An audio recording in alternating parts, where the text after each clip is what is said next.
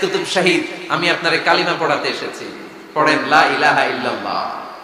সাইয়েদ কুতুব শাহিদ বললেন, তুই আমারে কালিমা শিখাইস না, তোর কাছ থেকে আমার কালিমা শিখতে হবে না।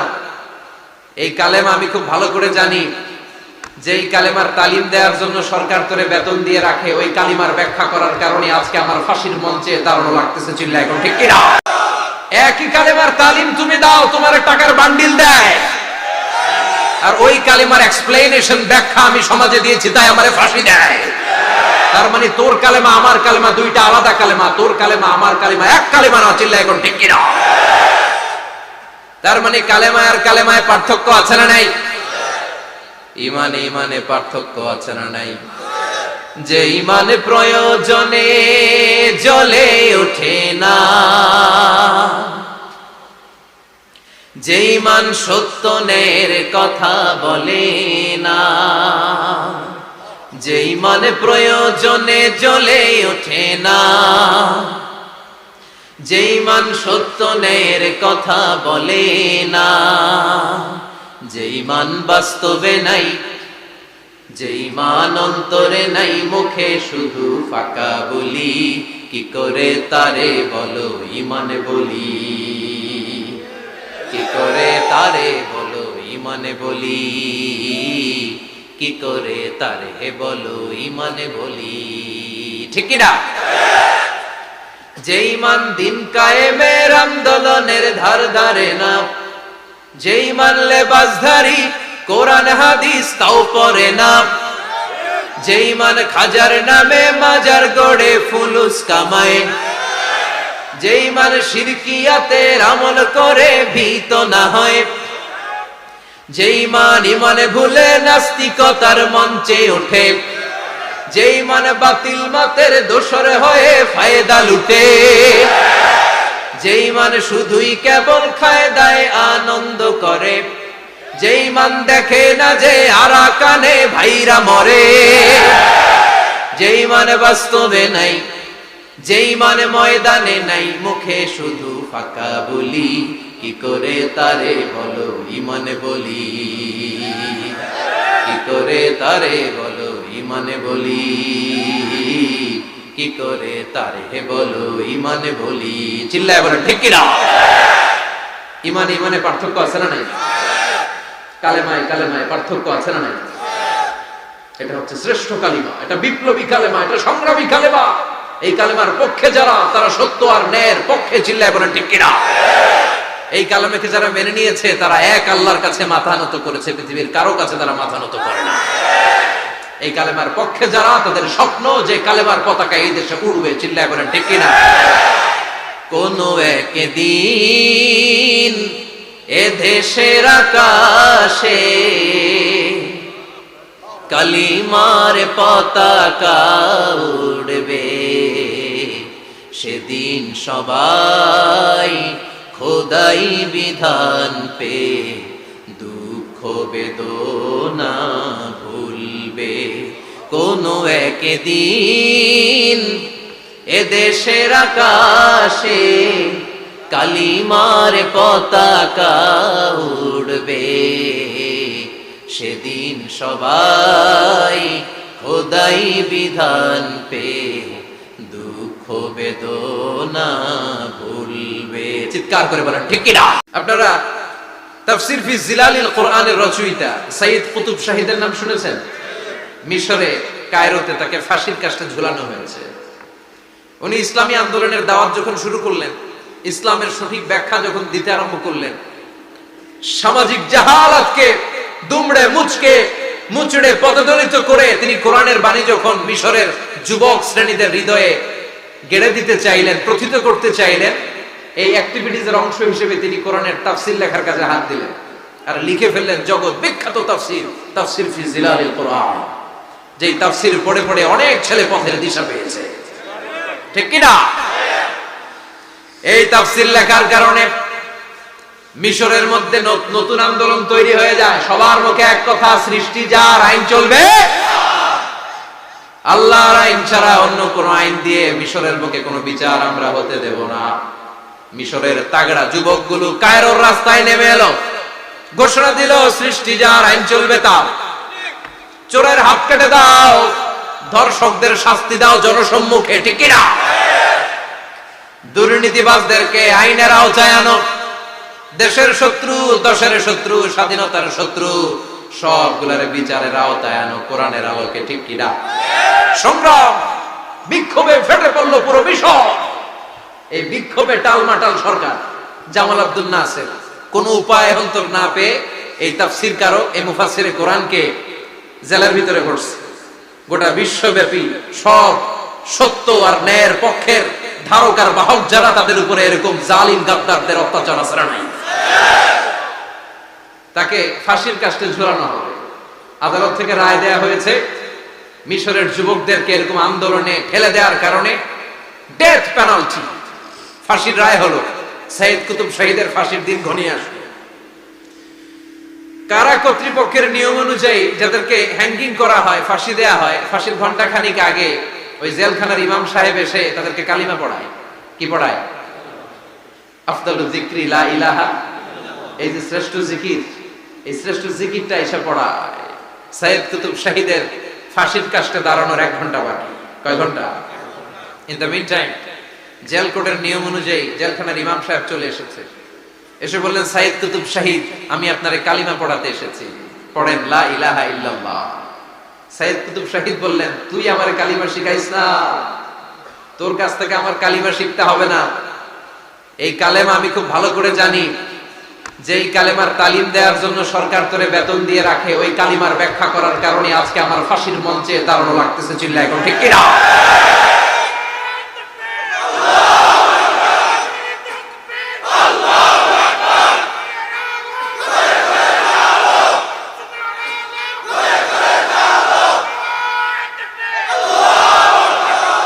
একই কালেমার তালিম তুমি দাও, তোমার টাকার বান্ডিল দেয়, আর ওই কালেমার এক্সপ্লেনেশন ব্যাখ্যা আমি সমাজে দিয়েছি, তাই আমারে ফাঁসি দেয়। তার মানে তোর কালেমা আমার কালেমা দুইটা আলাদা কালেমা, তোর কালেমা আমার কালেমা এক কালেমা না। চিল্লা এখন, ঠিক কিনা? তার মানে কালেমায় আর কালেমায় পার্থক্য আছে না নাই? ইমানে ইমানে পার্থক্য আছে না নাই? যে ইমান প্রয়োজনে জ্বলে ওঠে না, যে ইমান সত্যনের কথা বলে না, যে ইমান প্রয়োজনে জ্বলে ওঠে না, যে ইমান সত্যনের কথা বলে না, যে ইমান বাস্তবে নাই, যে ইমান অন্তরে নাই, মুখে শুধু ফাঁকা বলি, কি করে তারে বলো ইমানে বলি, কি করে তারে বলো ইমানে বলি, কি করে তারে বলো ইমানে বলি, ঠিক কি না? যে ইমান দিন কায়েমের আন্দোলনের ধার ধারে না, যে ইমান লেবাসধারী কোরআন হাদিস তাও পড়ে না, যে ইমান খাজার নামে মাজার গড়ে ফুলুস কামায়, যে ইমান শিরকিয়াতের আমল করে ভীত না হয়, যে ইমান ইমানে ভুলে নাস্তিকতার মঞ্চে ওঠে, যে ইমান বাতিল মাতের দোসর হয়ে ফায়দা লুটে, যে ইমান শুধুই কেবল খায় দায় আনন্দ করে, যে ইমান দেখে না যে আরাকানে ভাইরা মরে, যে ইমান বাস্তবে নাই, যে ইমান ময়দানে নাই, মুখে শুধু ফাঁকা বলি, কি করে তারে বলো ইমানে বলি, কি করে তারে বলো ইমানে বলি, কি করে তারে বলো ইমানে বলি। চিল্লায় বলেন, ঠিক কি না? ইমান ইমানে পার্থক্য আছে না নাই? কালেমায় কালেমায় পার্থক্য আছে না নাই? এটা হচ্ছে শ্রেষ্ঠ কালিমা, এটা বিপ্লবী কালেমা, এটা সংগ্রামী কালেমা। এই কালেমার পক্ষে যারা, তারা সত্য আর ন্যায়ের পক্ষে। চিল্লায় বলেন, ঠিক কিনা? এই কালেমাকে যারা মেনে নিয়েছে, তারা এক আল্লাহর কাছে মাথা নত করেছে, পৃথিবীর কারো কাছে তারা মাথা নত করে না। এই কালেমার পক্ষে যারা, তাদের স্বপ্ন যে কালেমার পতাকা এই দেশে উড়বে। চিল্লায় বলেন, ঠিক কিনা? কোন একদিন এ দেশের আকাশে কালিমার পতাকা উড়বে। সেদিন সবাই খোদাই বিধান পে দুঃখ বেদনা ভুলবে। কোনো একদিন এদেশের আকাশে কালিমার পতাকা উড়বে। সেদিন সবাই খোদাই বিধান পে দুঃখ বেদনা ভুলবে। চিৎকার করে বলেন ঠিক কিনা? এই স্বপ্ন প্রতিটা মুমিনের অন্তরে থাকার দরকার আছে না নাই? ইসলাম বিজয়ী শক্তির মসনদে বসুক, এটা যে সহ্য করতে পারে না, অন্তর থেকে যে এটা চায় না, ও মুমিন নয়, ও মুনাফিক। চিল্লায় বলেন ঠিক কিনা? এজন্য বিশ্বনবী বললেন আফদালুয যিকরি লা ইলাহা ইল্লাল্লাহ। জিকিরের জগতে সব চাইতে শ্রেষ্ঠ জিকির হলো লা ইলাহা। এজন্য সব সময় চমৎকার শ্রেষ্ঠতম জিকিরটা দিয়ে জিহ্বাটারে ভিজায় রাখার দরকার আছে না নাই?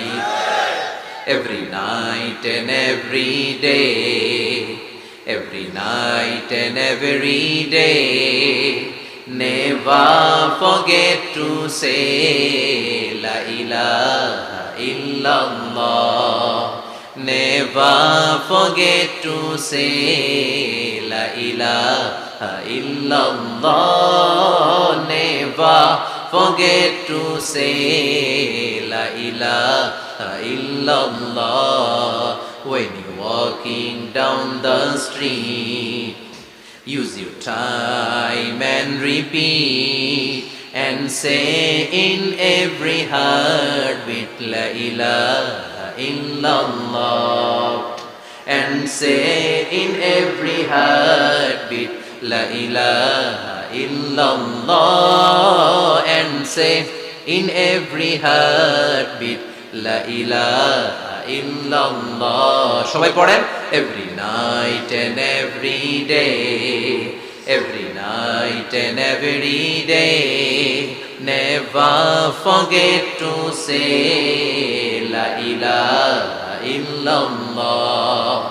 Never forget to say la ilaha illallah. সুবহানাল্লাহ পড়েন every night and every day, প্রতিদিন প্রতি সকালে never forget to say, এটা বলতে ভুলে যেও না যে এই বাণীটা বলতে নিষেধ করা হলো, বাণীটা হলো লা ইলাহা আফদালুয যিকর, সংগ্রামী বাণী।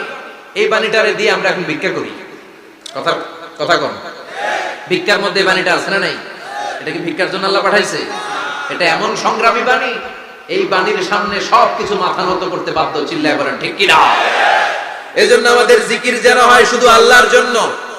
তাহলে বুঝলাম শ্রেষ্ঠতম জিকির হলো লা ইলাহা ইল্লাল্লাহ। আবার বিশ্বনবী বললেন আহাব্বুল কালামি ইলাল্লাহি আরবাআ, আল্লাহর কাছে চারটা কথা সবচাইতে প্রিয়। চিল্লায় বলেন কয়টা? লা ইয়াদুররুকা বিআইয়িহিন্না বাদাতা, কোনটা দিয়ে শুরু করবা এটাতে সমস্যা নেই, আগে পিছে যেমনে মন চায় পড়ো। চারটা কি? একটা হচ্ছে সুবহানাল্লাহ, আরেকটা হচ্ছে আলহামদুলিল্লাহ, আরেকটা হচ্ছে লা ইলাহা ইল্লাল্লাহ, আরেকটা হচ্ছে আল্লাহু আকবার। এই চারটার চেয়ে শ্রেষ্ঠ জিকির আর নাই। কথা বলেন, এটা এই চারটার ভিতরে ইল্লাল্লাহ আছে? কথা বলেন। এজন্য জিকিরকে আমরা খণ্ডিত করব না। ঠিক যেমন যেমন সহিহ সুন্নাহ এসেছে তেমন তেমন জিকির করলে আপনার কলিজাটারে ঠান্ডা করে দিবে কে? ইল্লাল্লাহর ব্যাখ্যা থাকতে পারে, অনেকে ব্যাখ্যা করে যে এটার মধ্যে লা ইলাহা আছে, এটাকে গোপন রাখা হয়েছে, আমরা ইল্লাল্লাহ পড়ি না, ওটার দরকার নাই। বিশ্বনবী এবং সাহাবারা যেই পন্থায় জিকির করেছেন, যেই পন্থায় জিকির শিখিয়েছেন, ওইটার ভিতরে বরকত বেশি না কম? কথা বলেন বেশি না কম? এজন্য বিশ্বনবী বললেন আল্লাহর কাছে প্রিয় কথা চারটা। একটা হলো সুবহানাল্লাহ, দ্বিতীয়টা হলো আলহামদুলিল্লাহ, তৃতীয়টা হলো লা ইলাহা ইল্লাল্লাহ, চতুর্থটা হলো আল্লাহু আকবার। সুবহানাল্লাহ, আমার সাথে সাথে আওয়াজ করে পড়েন সুবহানাল্লাহ, আলহামদুলিল্লাহ, লা ইলাহা ইল্লাল্লাহ, আল্লাহু আকবার, সুবহানাল্লাহ, আলহামদুলিল্লাহ, লা ইলাহা ইল্লাল্লাহ। আওয়াজ করে পড়েন আল্লাহু আকবার। মনে থাকবে? জিকিরের ওয়াজ শেষ। এগুলোর চেয়ে শ্রেষ্ঠ জিকির নাই। সবচেয়ে শ্রেষ্ঠ জিকির লা ইলাহা ইল্লাল্লাহ, সবচেয়ে শ্রেষ্ঠ কালিমা আল্লাহর কাছে এই চারটা। একটু খেয়াল করে দেখেন, এই প্রতিটা জিকিরের মধ্যে আমার আল্লাহর নাম আছে না নাই? সুবহানাল্লাহ আছে না? আলহামদুলিল্লাহ, লা ইলাহা ইল্লাল্লাহ, আল্লাহু আকবার। আল্লাহ ছাড়া আল্লাহর নাম থাকবে না, যে শব্দের মধ্যে ওই সমস্ত নাম আর হুই হুই হুই হুই এগুলো দিয়ে কোনো জিকির করা যাবে। আবার আব্দুল্লাহ ইবনে আমর ইবনুল আস বর্ণনা করেন, বিশ্বনবী যখন জিকির গুলো করতেন, আমি বিশ্বনবীকে দেখেছি বিশ্বনবীর আঙ্গুলের কড়ায় জিকির গুনতেন। সুবহানাল্লাহ পড়েন। দেখতেছেন আমার হাত দেখা যায়, দেখা যায়, দেখা যায়।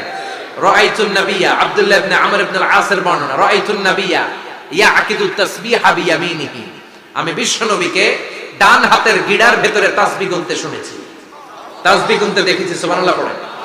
এখন আমরা লম্বা তাসবিহ ছড়া নেই না, এটা জায়েজ, কিন্তু শ্রেষ্ঠ হচ্ছে হাতের গিড়ায় গোনা। এই প্রতিটা গিড়া in the day of judgement আপনার পক্ষে সাক্ষী দিবে। মনে থাকবে কিভাবে গুনবেন? বাঁ হাতে না ডান হাতে? ডান হাত উঁচু করেন সবাই, এইভাবে। নামাজ শেষ, আল্লাহু আকবার পড়ে 3 বার ইস্তিগফার পড়ে গোনা শুরু, এইভাবে সুবহানাল্লাহ। ঠিক আছে? এরপর আলহামদুলিল্লাহ, এরপর আল্লাহু আকবার। সবাই রাজি তো? সবাই রাজি? আল্লাহ তুমি কবুল করো।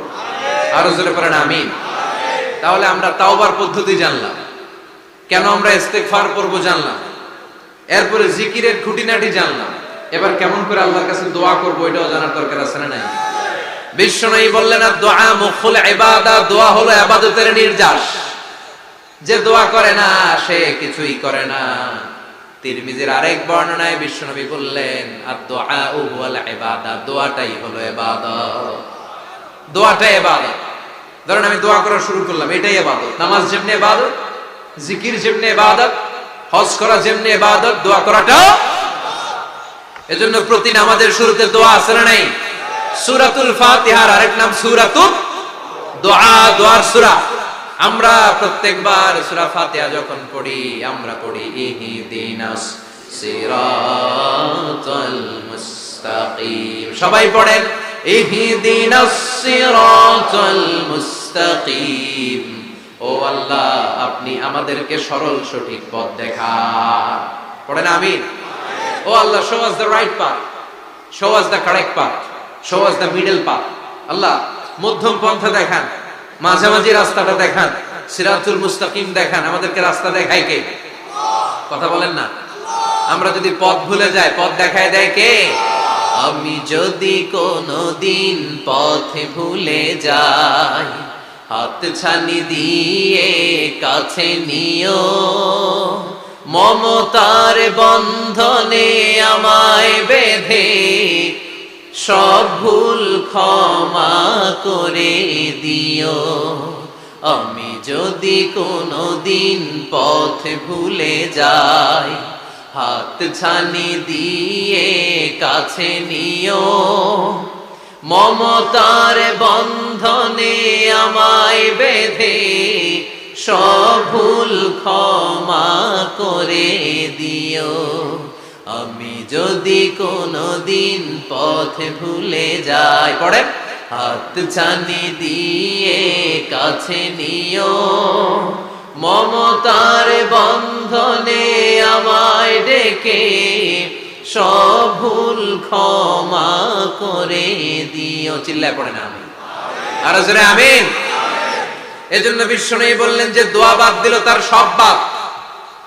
কারণ দোয়া দিয়ে নামাজ শুরু, দোয়া দিয়ে সব শুরু, দোয়াটাই হলো ইবাদত। চিল্লায় বলেন ঠিক কি না? আর দোয়া সিলাহুল মুমিন, দোয়া হচ্ছে মুমিনের উইপন, অস্ত্র, মুমিনের বড় অস্ত্র। যেখানে সবকিছুর দৌরাত্ম্য শেষ ওইখানে দোয়ার দৌরাত্ম্য শুরু। যেখানে সবকিছুর কারিশমা শেষ ওখান থেকে দোয়ার কারিশমা শুরু। এরকম অনেক ক্যান্সারের মতো দুরারোগ্য ব্যাধিতে আক্রান্ত, ডক্টর ফাইনালাইজ করে দিয়েছে বাঁচবে না, 2 মাস বাঁচবে। কয় মাস? কথা বলেন। মাত্র 2 মাস সে বাঁচবে। তারপরও দেখা গেছে লোকটা 7 বছর বেঁচে ছিল। আছে না নাই? দোয়া, the power of দোয়া। Everything is pre-written, but by supplication is it's rewritten. সবকিছু আগে লেখা থাকে।